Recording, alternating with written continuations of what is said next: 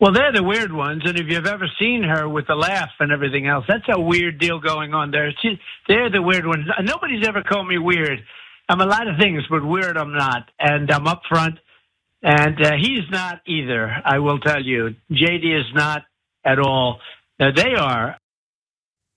I'm not weird. I swear JD Vance is not weird. Please do not write in the newspaper that I'm weird. And come on, she's got that laugh. Please hate her for her laugh. I hate her for her laugh. Why don't you people hear her laugh and immediately hate everything about her? So Trump is like reeling from the whole weird thing that's come out, and it appears to have stuck. I thought it would be a news cycle of just a couple of days, but people are still focusing on how utterly weird they are. And one of the reasons that the weird narrative has been so effective is it is simultaneously an attack, but it's also bait, because it has baited people like Donald Trump and others on the right to try to do the judo of saying, no, you're weird. But the issue is, and they don't even seem to understand this, we have different definitions of weird, and theirs is not as good. When we say weird, when Harris or Tim Walz says weird, we're identifying creepy, obsessive things that the right does. And then they turn it around and say, look at her laugh. They point out things that are fun or artistic or represent joy and tell you should be bothered by other people having a good time. And that works on some people. The right really does have an issue with other people having a good time, but that's not a majority of the country. It's nothing like a majority. And so their attempts to reclaim the weird narrative have not been working. And I want to be very clear. He's not just talking about it in interviews. He's complaining about it on a daily basis. According to two sources, the Rolling Stone reports, Trump has been repeatedly complaining to advisors and confidants about how much the amplification of the weird attacks on Trump, Vance, and their allies have gotten in the media, including on Fox News. The ex-president has grumbled that it makes no sense to him that any weird attacks on Vance would stick in the public consciousness, not when Harris has, again, for instance, that laugh. So in the interview references of the laugh, his aides are like, he just keeps saying, sure, people think it's plausible that he would hump a love seat, but she laughs every once in a while. How is this working so well? One other quote, of course he's upset by it. The Democrats and the media are smearing this good man who came from nothing as some sort of weirdo. That's about JD Vance. They're not claiming Trump came from nothing. It's an insult to Vance and the millions of forgotten men and women. It's Kamala's deplorables moment. Don't try to turn that around. The cat lady thing is the deplorables. The Trump's weird race science of the NABJ is the deplorables. Us calling you guys weird is not a basket of anything. Brett, you've been watching now this whole weird thing develop. What do you think about it in their attempt to reclaim the narrative? Well, yeah, they're calling Vance and Trump weird. And they are weird, and they reinforce that all the time. And it's such a great word, because I didn't notice that it would be a good attack until it was made. And then it really crystallizes a lot of stuff that folks had noticed but hadn't been able to articulate yet. But my mom uses the word weird just like this all the time.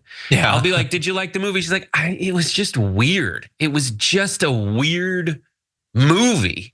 And she doesn't really go past that. And that's, and the thing about Trump and his appeal is it's such a vibes-based appeal. It's a lot of people showing up and being like, I just like that he's just aggressive all the time and he always attacks. It's his vibes. It's his name's on a big gold building and I like that. That appeals to me. But really what it comes down to is all of the stuff he does, what he obsesses over. When you picture this guy going home, slamming a Big Mac and just aggro typing on True Social, it's so weird. You and I saw JD Vance in a Walgreens, and the way he walked around, that was loping, was so weird. The way he uses his hands, the fact that he's trying all these jokes that have to do with like Mountain Dew and being, I forget what it is, racist or gay or something. Racist. Yeah, racist. Like, it is so weird. The fact that he's bouncing around from calling Trump a Nazi to being a never Trumper to now being on his side from being a liberal before that, that's weird. And whether or not you can you can fully articulate why it's weird and specifically why the weird is bad, just that first point of putting a label on it, that is an amazing move that's been made by the Kamala Harris and company campaign. Yeah, and especially the putting the label. It's not that people haven't pointed out the weirdness. I mean, I would argue we've done 1,000 instances of this. I mean, talking about him, extending the flight path of a hurricane is deeply weird. But it's branding it. It's branding it. It's kind of like a variation of, in the run-up to the 2016 election, Cenk did his loser Donald segments. He wanted to focus not just on Trump being a threat, but Trump being a pathetic failure. And this is kind of related to this. Weird has always been a part of it. But it's the focusing on the weird that I think is a little bit less demoralizing than just focusing on how much of a danger he represents. Both of those things are true, and we have to do both, but it can't just be that. And I want to run through just a fun little, few extra fun tidbits. So first of all, people have been calling him weird for some time. Apparently, George Bush called Trump's inauguration speech back in the day some weird S. So, and it was weird, that's true. Marco Rubio back in 2015 said, when Donald comes across a poll he doesn't like, he gets weird and he does these sorts of strange things, and that's fine. That's the sort of campaign he wants to run and he's entitled to it, which is totally true. He does weird things like, people call this hugging of the flag. I don't think it's hugging the flag. I think it looks like he's about to be dragged away to prison and he's trying to hold on to a flag is what it seems like. Again, creepy and obsessive. And you mentioned the Mountain Dew thing, just super weird. Every time he appears at the campaign trail, it's something weird. He had a recent thing where he talked about his son talking about Pikachu, deeply weird.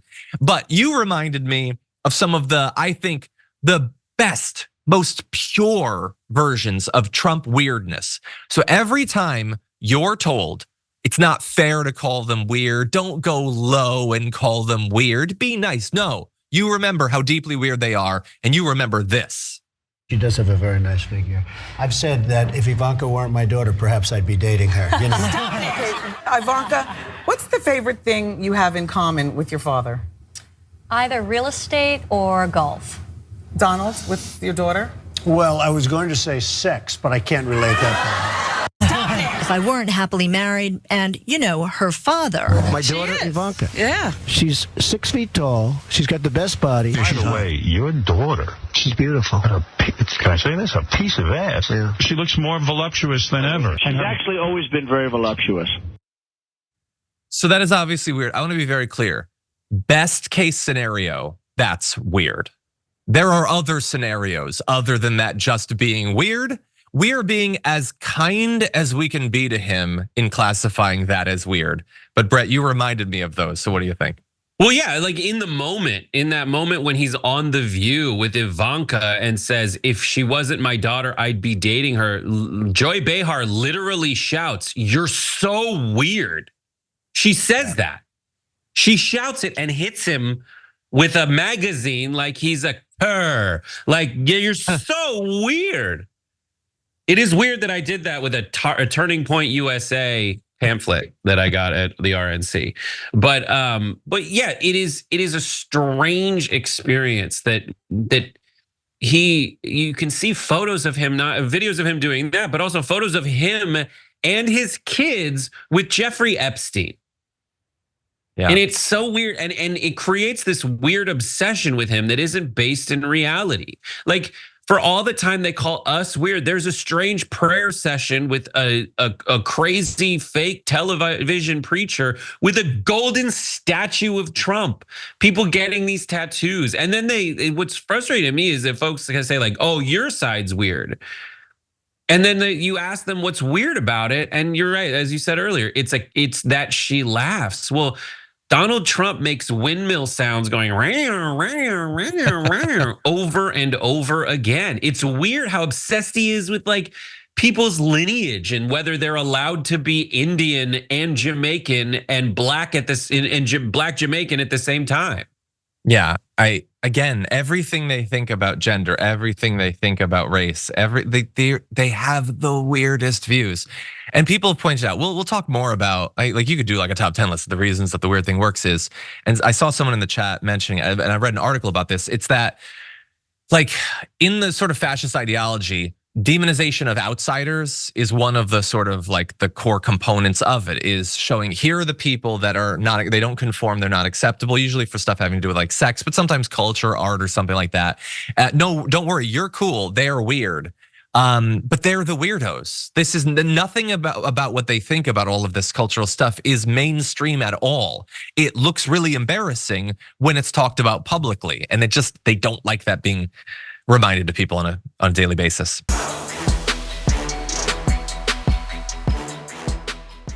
Thanks for watching our video. Did you know that you can support our show by becoming a subscriber? Just click the subscribe button and also ring the bell so that you get notifications when we're live or when we post new content.